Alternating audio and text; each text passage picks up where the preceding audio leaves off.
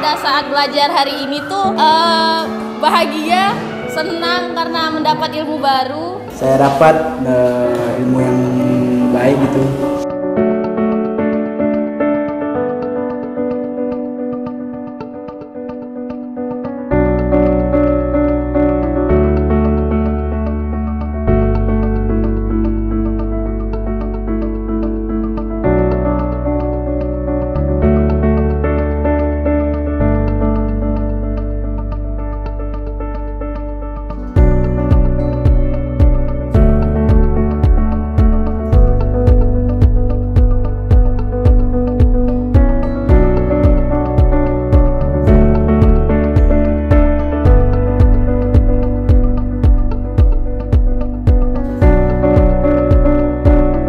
Belajar dengan Bapak yang juga sangat ceria setiap harinya, nggak ngelucu, nggak enak gitu.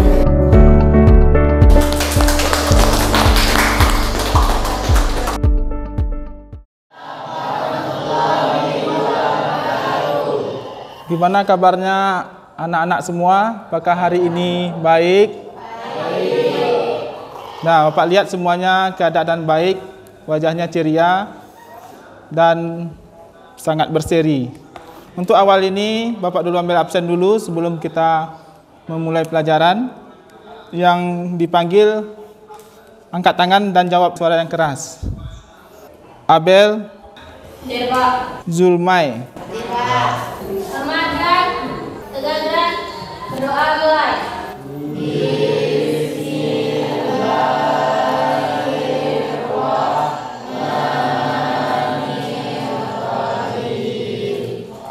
Selesai berdoa, seperti biasa kita dimulai dengan membaca ayat suci Al-Quran.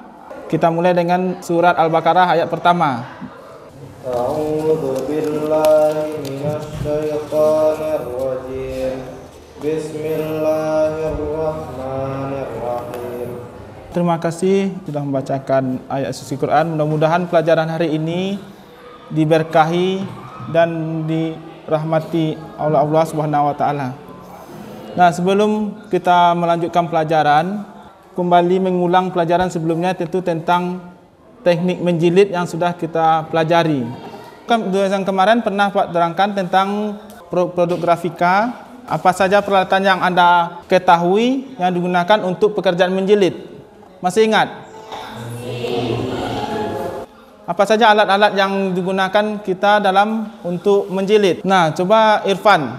Yang pertama pisau, roll, gunting, laminating.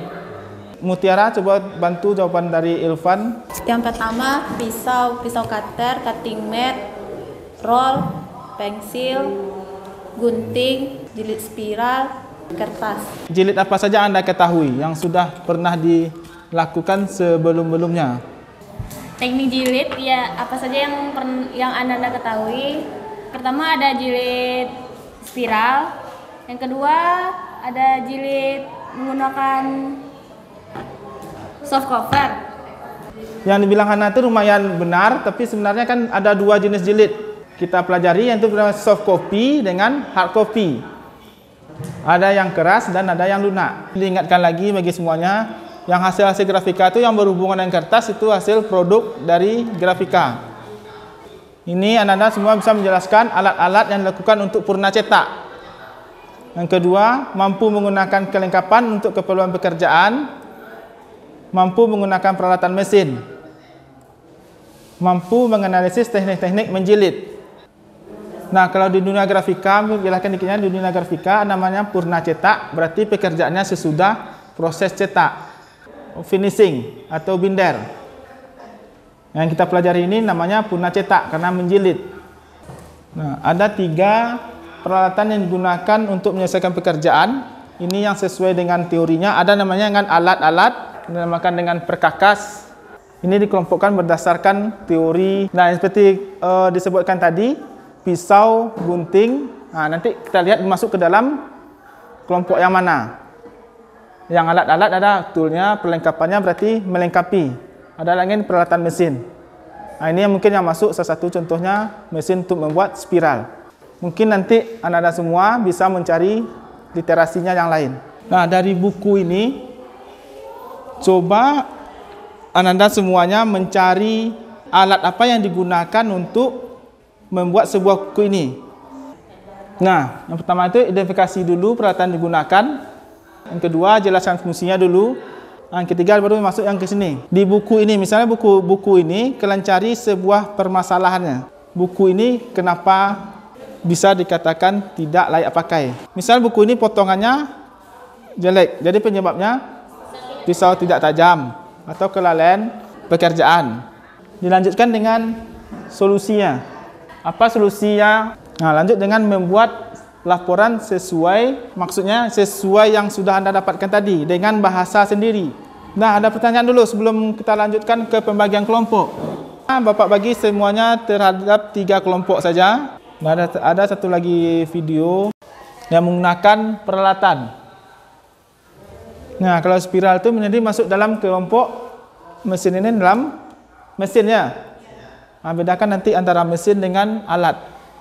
Alat untuk jilid ada pisau, gunting. Nah, di sini nampak tak kalian masalahnya? Apa yang tidak dipakainya? Berarti dia tidak menggunakan pisau, gunting, dan peralatan lain. Coba Dwi, kenapa dia tidak memakai pisau atau gunting seperti peralatan yang dijelaskan tadi? Nah, yang pertama sebenarnya karena videonya belum siap. Coba kalian lihat slide terakhir, sampai siap nak videonya? Mana hasilnya? Kan tidak sampai hasil kan? Nah, minimal setiap orang menjilid pasti pisau yang manual itu tetap digunakan. Ada yang tadi caranya manual, ada yang caranya tadi menggunakan mesin. Nah, yang kita bahas hari ini sesuai dengan LPD, bukunya kita gunakan buku hardcover. Pak bagikan dulu bukunya. Coba yang kreatifnya buat situ langsung. Nah, gunakan bahasa yang bagus dengan bahasa sendiri. Kalian bisa membuat sebuah laporan sederhana. Nah, ada pertanyaan lagi. Hana, ada kelompok yang bertanya lagi sesuai dengan LKPD. Ya, langsung buat di Word. Ya, satu orang saja nanti per kelompok. Dan yang untuk dikumpul masing-masing buatnya di kertas lembar. Kalian periksa bukunya dulu. Nih. Kalian amati bukunya dulu. Nah, terserah yang seluruhnya. Desainnya boleh kalian komentari. Desain bukunya jelek, hasil cetakannya kan banyak. Yang penting ada solusi. Ada masalah, carikan solusi sendiri. Ini desainnya juga repot. Nih, terus ini lem. Yang untuk tampil dulu. Ini kurang lemnya kurang. Terus jaraknya terlalu dekat kan. Nggak rapi kan, terlalu keluar, cuman seharusnya kan agak ke dalam sedikit gitu. Boleh juga kalian komentari dari nanti. Masalah yang pertama yaitu terletak pada pengeleman linen yang kurang rapi. Potongan cover dan bukunya tidak rata. Nah, ini punggung buku nih, atas, samping, bawah. Sarananya gimana? Ini kan kalau sarana masuk kalian LKPD yang dikirimkan di grup. Nah, di situ ada penilaian mandiri, penilaian kelompok. Nanti Bapak langsung ke mencek satu-satu. Nah, waktunya tinggal 20 menit ya. Dwi, udah masuk ke solusi, Dwi? Alat dan bahannya sesuai dengan buku ya, buku hardcover. Bukan jilid yang lain.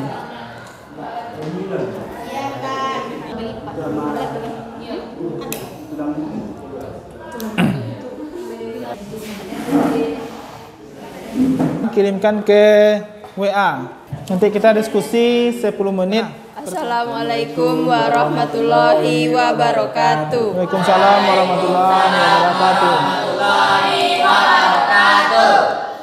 Kami dari kelompok 2 akan melaporkan identifikasi masalah jilid hardcover. 1.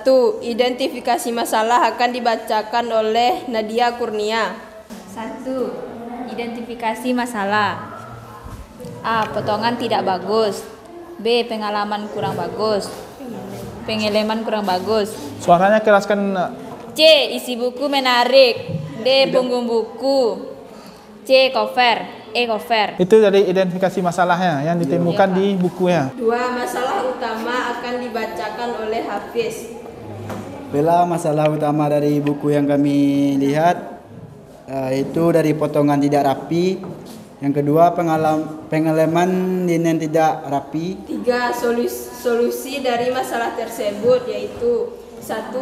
Potongan yang tidak bagus disebabkan oleh pisau yang tidak tajam. 4. Alat dan bahan akan dibacakan oleh Hafiz. Bila untuk alat membuat buku, 1 adalah pisau untuk memotong, kedua roll untuk menggaris, 3 sunting mek untuk alas ketika memotong. Bahan akan dibacakan oleh Nadia Kurnia.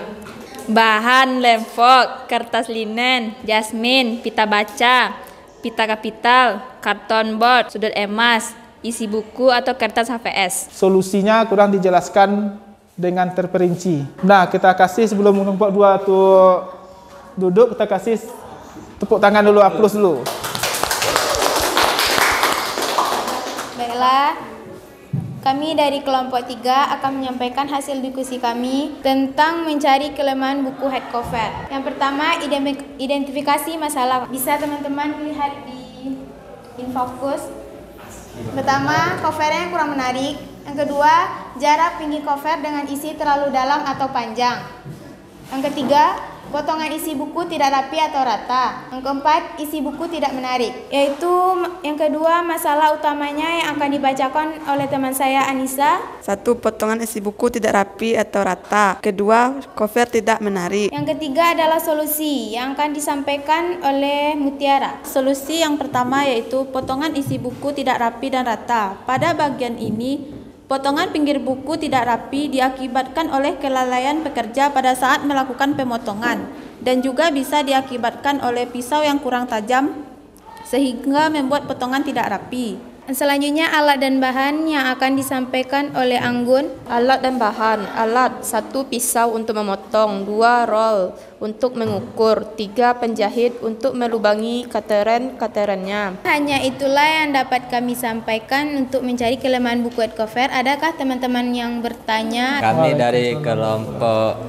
2 mau bertanya itu sudut emas dan pita kapital untuk menutupi punggung buku keduanya. Yang sudut emas di mana? Kami menjawab pertanyaan dari Dayu.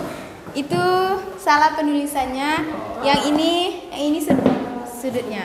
Untuk terletak pada sudutnya, untuk menutupi sudutnya. Baiklah, hanya itu hasil diskusi kami yang dapat kami sampaikan tentang kelemahan head cover. Baiklah, salah dan janggal mohon maaf. Pertama, identifikasi masalah. Nadia Putri Ningsih. Identifikasi masalah. Yang pertama, cover. Potongan kertas yang tidak rapi. Selanjutnya, masalah utama. Masalah utama: 1. Jarak punggung buku dengan cover depan, 2. Isi buku yang kurang menarik. Selanjutnya, penyebab masalah. Penyebab masalah: 1. Karena jarak terlalu dekat, kain batiknya menjadi tidak rapi. 2. Isi buku yang kurang menarik disebabkan karena desainnya. Untuk solusi. Untuk masalah ini disarankan bagi pekerja atau pelajar yang ingin membuat hardcover. Nama saya Dwi Ramadhani dari kelompok 2. Pertanyaannya adalah, apa maksud dari jarak yang terlalu dekat kain batiknya menjadi tidak rapi? Karena jarak dari punggung buku dengan cover depan terlalu dekat, mengakibatkan buku susah dibuka seperti ini. Lalu ini juga lemnya kurang. Kami akhiri dengan Assalamualaikum warahmatullahi wabarakatuh. Waalaikumsalam warahmatullahi wabarakatuh. Nah, jadi selesai tampil, berarti semuanya sudah paham dengan alat dan bahannya sesuai dengan jenis buku yang kita bahas. Nah, jadi untuk permasalahannya sudah tahu, penggunaan alat dan bahan tahu. Yang kurangnya tadi untuk literasi masalah solusi. Seharusnya untuk solusi dijelaskan lebih detail lagi. Masalah misalnya melemnya kurang bagus, cara melem yang bagus itu gimana, cara memotong itu yang bagus itu gimana, dan mengatakan cover itu misalnya jelek. Kalau bisa contohkan cover yang bagus itu gimana komposisinya, desainnya. Sebenarnya cukup bagus, semua kelompok bisa mempresentasikan masalahnya masing-masing. Nah, untuk selanjutnya ini yang Anda bikin itu refleksi hasil belajar hari ini. Jadi ini dibikin di rumah, refleksi hasil belajar hari ini. contoh refleksi yang akan dibuat. Baiklah, untuk pelajaran hari ini saya dapat ilmu yang baik gitu. Bahagia, senang karena mendapat ilmu baru. Belajar dengan Bapak yang juga sangat ceria setiap harinya. Nggak ngelucu, nggak enak gitu. Rata-rata kita belajarnya bisa diterima semuanya kan. Nah, ada pertanyaan lagi? Nggak ada, Tiara? Nadia, apabila ada perkataan yang kurang bagus baik Bapak atau anak-anak semua sesamanya, tolong kita saling memaafkan.